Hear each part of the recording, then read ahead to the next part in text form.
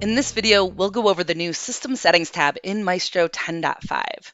We've revamped the way that you can configure Micetro within the web UI, bringing a more intuitive feel while we port over some of the functionality from the legacy Micetro Thick client, or management console.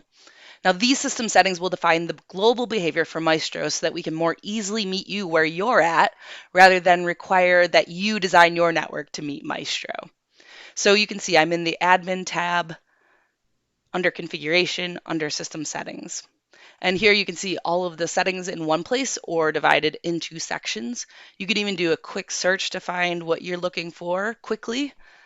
If we get rid of that search, you can see a new area here, Save Comments. You can actually turn these off or make them optional, or now even make them required. Now this will, if you were to require this, it would basically have your admins or your users be required to enter why they made a change every time they were going to make a change. Or of course, you can make it optional or turn it off.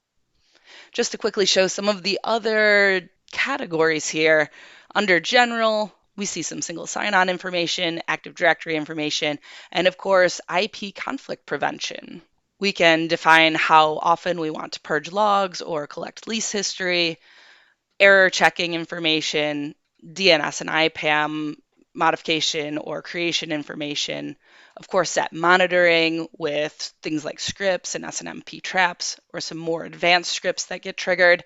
And then, of course, we've included a management console category so that users still working from the management console can more easily start using the web UI. That's all for system settings. Thanks for watching.